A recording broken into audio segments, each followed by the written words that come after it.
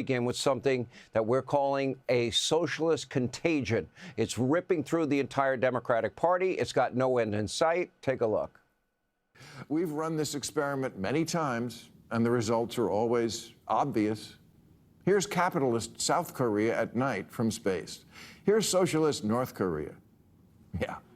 Venezuela traded capitalism for Hugo Chavez's socialism for the 21st century, which turned out to be like socialism in the last century or any century. A mess.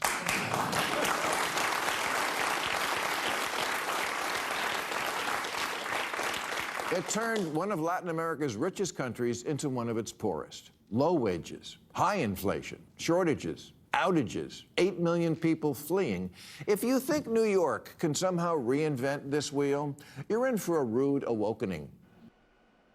A rude awakening. He said, oh, yeah, Mamdani, best thing for Republicans. Bill Maher, by the way, more of a traditional Democrat, saying something that virtually all Democrats used to believe in.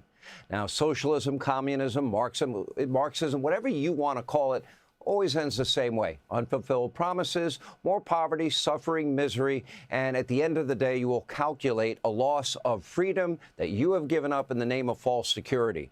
Now, it is a vile ideology. It's based not in reality. It has resulted in tens of millions of deaths worldwide, but it's not stopping Democrats in New York City from easily electing an anti-Semitic radical with extremist ties. We affectionately call him Zoran Commie Marxist Mamdani.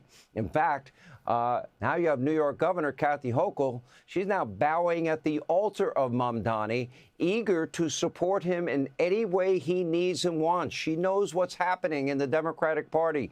She is the governor in name only in the state of New York. Meanwhile, just look at Democrats in Seattle, in Washington, who picked a 40-year-old socialist, by the way, still financially being supported by mommy and daddy, to be the next mayor over the incumbent Democrat. In Maine, Democrats there are lining up behind a pro-Antifa communist lunatic running for the Senate who until recently had a Nazi tattoo. Even the House Minority Leader, Hakeem Jeffries, he is now currently facing a primary challenge from a 27-year-old socialist BLM organizer, friend, and supporter of Mamdani himself.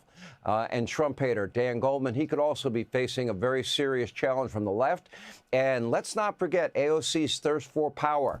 Chucky Schumer's days, they are numbered. That is a fact. And meanwhile, a socialist community organizer is also challenging. Look at this in Los Angeles, Karen Bass. I didn't know it was possible to challenge Mayor Bass from the left, but apparently here is the moment we're living in. Even Spartacus himself is now calling for a political mutiny to make room for all the new, young socialists that now are taking over his party. They're all bowing at the altar, trying to get on board that train. Take a look.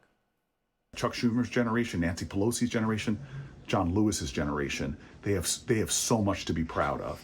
It is time, though, for new leadership. The other generations, X, Millennials, Z, it's time for us to step up. The stage is waiting for us to lead, not just the party, but the nation right now. Now with socialism, Marxism taking full hold of the Democratic Party, and they're catering to an increasingly radical base, they are also turning away scores and scores of voters who do not pass the political purity test. You've got to be politically pure in your socialism, Marxism. Take a look. What happened to the Democrats? Why did they lose so many young men? People often think I have the answer. My nutshell is generally they were very anti-normal guys. Like if you, there's what do you mean normal guys? It's okay. Are you saying like there's only one way to be a guy? If that girl's hot, hey, that girl's hot. I want to drink. I want to party. I like frat parties. I like that. That was all bad. Like, and to be honest, it's the white guy, and this sounds, but was the bad guy. Became the bad guy. And there's a lot of white dudes who are like, well, I'm not the bad guy. Like, what are you getting mad at me for? I wasn't here for colonialism or any of the stuff that you guys are complaining about.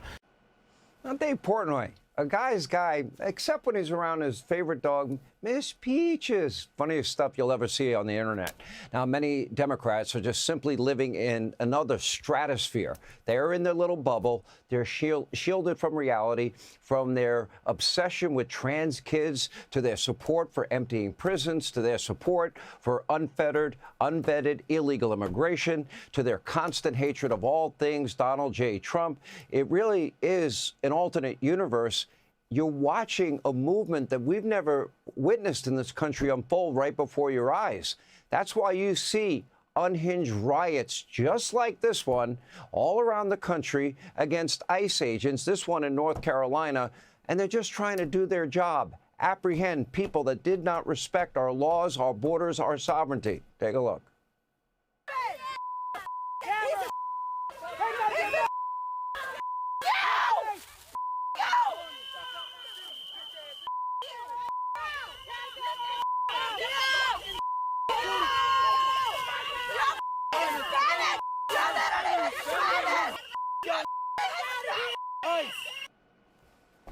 Very sad, unfortunately, for so many on the left. Trump derangement syndrome, it is driving them crazy. In fact, a psychotherapist told Fox News that this is a real pathology plaguing 75% of his patients. Wow, that's a lot of space that Donald Trump takes up in people's minds.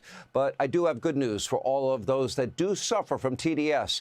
There is nothing to fear. Donald Trump is doing the job that he said he would do, securing the border. He's evicting criminal, illegal aliens that actually didn't obey our laws.